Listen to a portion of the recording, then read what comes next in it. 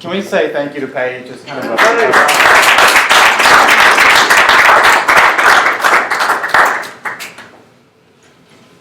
She's trying to get 2 shirts. Did y'all see that? There's a little kid story. It's a book, and in the book there's a little boy, and the little boy, he always carried around a bucket with him, and he believed that whatever he put in his bucket, he would become. Now we got to pause for a second. If you could put anything in the bucket and you would become, what would you put in your bucket? Baseball player. Oh, baseball player. Bryce, what about you? Football player. I mean, as you can see, it starts getting our imagination going. Thinking about what we put in our bucket, we become. Let me say it another way. What if you're putting in your bucket bitterness or frustration, jealousy? Probably you're going to become an angry, mean person. And it might mean that's the company that you work for might be known as a mean, angry company. Maybe you put in your bucket money, hard work, dedication. And so probably you're going to become a really successful businesswoman or a businessman. And for me, this story, this little kid's story, is a reminder that what we are putting in our bucket, we become. It becomes our culture. And so today, I want to kind of give you an insight as to what's in our bucket. Okay, will you pick out one of those? Just pick out one. All right, now read it out loud. Relentless. Relentless. What do you think that means? Okay, we got you. So, relentless. What is it, when you think of that word, what do you think of? Off your hip. Relentless. Never give up. Never give up. Determination. Laser focused. Determination. Determination. Page. Whatever it takes. Whatever it takes. Or something else? Page. Page.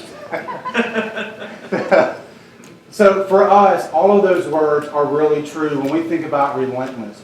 We are all hands on deck. We don't stop. We don't give up. We had an example of that just this year. We had a listing. We were representing the seller. Everything was going good, and then we had some title issues. We got those worked out.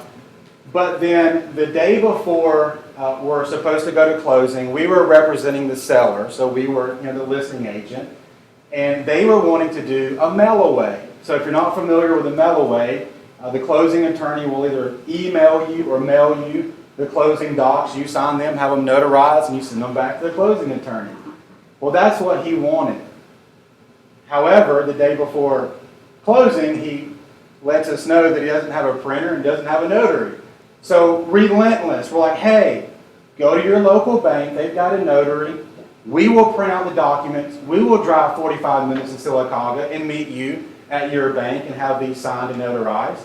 So Paige, that's what she did. She gets up early in the morning, drives to Sylacauga, has them signed, notarized. She's driving to Auburn to drop them off. Halfway there, the closing attorney calls and says, I'm so sorry, but your client, it's an LLC, it's a company, and I just got word that the other member of the company has to sign as well. We were like, oh no. So we call him. Well, guess what? He's not in town. He's at a meeting out of town.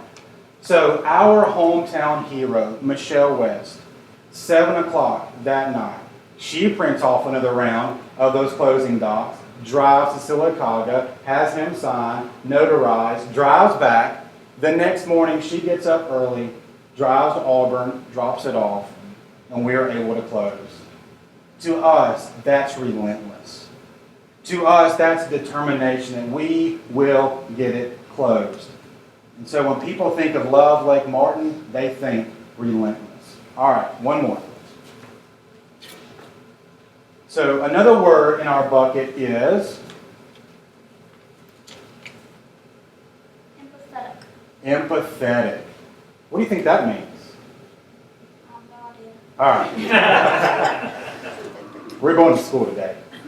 So, a lot of people can think of sympathy. We can sympathize with people. But to be empathetic with someone, that really means that we're putting their shoes on our feet, that we're going to get down in the trenches with them. And we had an example of that this year. We were the listing agent, so our client was the seller. But also, we were able to bring in the buyer, and so we were representing the buyer as well. So, realtors in the room, what is that? There we go. And so it was a beautiful thing. The buyers is a married couple from out of state. And everything was great. We're about a week and a half out from closing. We were really getting to know the buyers, a sweet couple. And I think it was on a Thursday morning early. We get a phone call from the wife of the buyers saying that she just found out that she had been diagnosed with cancer. And even now, as I say this and as I talk about it, you kind of just have to take a deep breath because that's heavy. Because most of us in this room have been affected either personally ourselves by cancer or we know someone who has had cancer. And so as we heard those words, we're like, okay. And so we talked and we had our laughs and we sent cards and texts and we say, you're getting our closing swag bag, you're getting all these goodies. But they're like, hey, we need to focus on treatment. They have to have surgery, so we're going to have to walk away from this deal. So we have to hang up that phone call. And remember, we represent the other person who was the seller. So now we have to pick up the phone and make that phone call and say, hey, this isn't going to work. That the buyer just found out they have cancer. The response was, well, okay, but we're keeping the earnest money though, right? They can't just walk away like that. And so all of a sudden, we found ourselves in this position. Not only were we showing empathy to our buyer, but this was a great moment for us to guide someone, to demonstrate, to show someone what empathy really is. And to say, hey, let's take a pause, and what if this was you? What if this was your situation? And so several minutes later, after we were demonstrating and showing them empathy, they were like, okay, this will all work out, and we're going to be good to go. And it was. It all worked out. And so a couple of words that's in our bucket: empathy, relentless. This is our thinking. This is our thought process. What are we doing? Paige mentioned that it's about them. Here at Love Lake Martin, it's not about us. It's about them.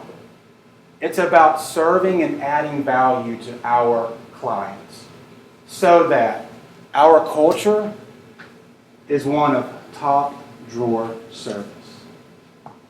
That when our client is leaving the closing table, they have had this top drawer experience with Love Lake Martin. So they go and they start telling their friends and their family about the experience they had with us.